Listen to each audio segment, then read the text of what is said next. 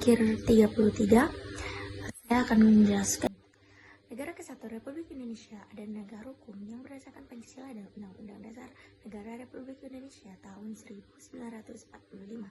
Dalam struktur ketenagakerjaannya, NKRI mengandung prinsip negara kesatuan yang membagi kekuasaan pemerintah antara pemerintah pusat, pemerintah dan satuan-satuan pemerintah daerah melalui mekanisme desentralisasi, dekonsentrasi, dan tugas pembantuan. Secara historis, relasi antara pusat dan daerah dalam sistem pemerintahan Indonesia selalu menjadi perdebatan akademis dan praktis yang tidak pernah selesai.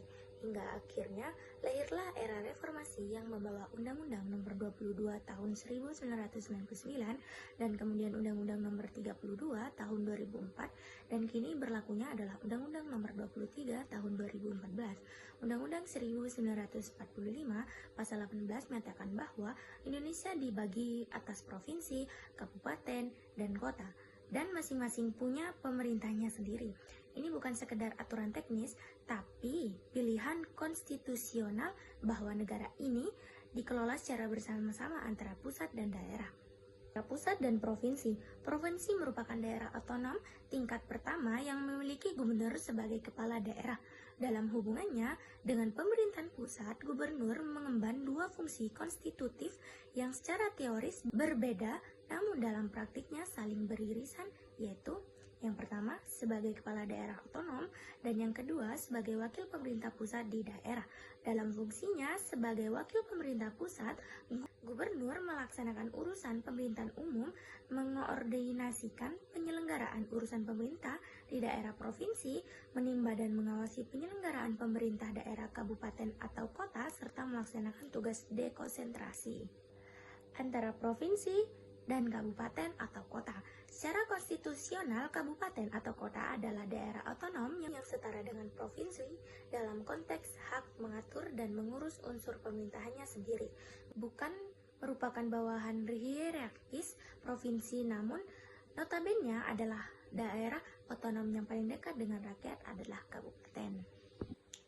Dari adanya masa-masa di atas memperlihatkan bahwa otonomi daerah di Indonesia saat ini mengalami kemunduran sistematik akibat politik resentralisasi terselubung oleh pemerintah pusat yang secara sepihak merampas urusan konkuren dan perizinan strategis melalui undang-undang sektoral seperti Undang-Undang Cipta Kerja dan Undang-Undang Minerba, mengunci kemandirian daerah lewat ketergantungan fiskal yang akut, memanfaatkan posisi ganda gubernur yang ambigu sebagai kepanjangan tangan Jakarta, serta memicu korupsi massal di tingkat bawah akibat pengucuran dana desa tanpa kesiapan kapasitas, sehingga diperlukan reformasi hukum menyeluruh pada Undang-Undang Pemerintahan Daerah, Undang-Undang HKPD, dan pengaturan pengawasan konstitusional oleh Mahkamah Konstitusi demi mengembalikan mandat keadilan sebagai seluruh daerah. Akan tetapi, nyatanya yang kita lihat di publik banyak sekali problematik implementasi yang terjadi antara pemerintah pusat dengan daerah. Yang bisa kita bahas, yang pertama itu ada pembagian kekuasaan, yang dimana urusan yang seharusnya dibagi bersama-sama antara pusat, provinsi, kabupaten, atau kota hanya dibuat secara sepihak oleh pusat dan DPR tanpa benar-benar mendengarkan suara daerah. Padahal konstitusi kita pasal 18A Undang-Undang 1945 mengamatkan bahwa hubungan pusat dengan daerah harus melihat kekhususan dan keragaman masing-masing wilayah. Akibatnya, daerah seringkali hanya menjadi pelaksanaan keinginan pusat, bukan mengatur rumah tangganya sendiri. Yang kedua itu adalah hubungan keuangan. Daerah baru bisa dibilang mandiri kalau punya modal sendiri. Sayangnya, mayoritas daerah di Indonesia, terutama di Pulau Jawa, mengalami ketergantungan keuangan yang akut pada pusat.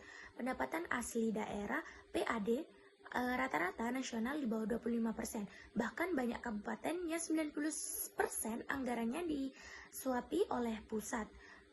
Melalui instrumen seperti dana alokasi khusus, TMITIK, daerah dipaksa menjalankan program prioritas nasional jika ingin mendapatkan dana. Jadi otonomi itu hanya ada di atas kertas, sementara kenyataannya daerah tetap disetir oleh Jakarta. Yang ketiga itu adanya tumpang tindih kewenangan. Yang keempat itu adanya kurangnya kapasitas SDM aparatur daerah, yang dimana hal ini mengakibatkan kurangnya pelayanan ke publik dan juga Karena adanya kekurangan kapasitas SDM ini menjadikan fenomena ini menjadi akar masalah maraknya kasus korupsi dana desa yang ditangani aparat penegak hukum. Yang kelima itu ada pemekaran daerah. Sejak reformasi 1999, jumlah daerah otonom meledak dari 357 menjadi 548 kabupaten atau kota. Banyaknya daerah baru yang dimekarkan ternyata tidak punya kapasitas fiskal dan SDM yang cukup. Akibatnya menciptakan daerah-daerah yang secara administratif ada, tapi secara substantif dari adanya masalah-masalah di atas memperlihatkan bahwa otonomi daerah ini adalah antara kabupaten dengan desa. Hubungan kabupaten atau kota dengan desa dari model pemerintahan semu menuju model pengakuan kedudukan desa yang dimana desa tidak lagi semata-mata merupakan unit pelaksanaan kebijakan dari atas, melainkan memiliki hak asal-usul dan kewenangan lokal berskala desa. Pertama itu ada kewenangan berdasarkan hak asal-usul, yang kedua ada kewenangan lokal berskala desa, yang ketiga ada kewenangan yang ditugaskan oleh pemerintah daerah provinsi atau pemerintah daerah kabupaten atau kota, dan yang terakhir adalah kewenangan lain yang ditugaskan oleh pemerintah daerah provinsi. Menyimpulkan, untuk menyelamatkan otonomi daerah, ada beberapa solusi ke depan yang akan saya berikan. Yang pertama itu ada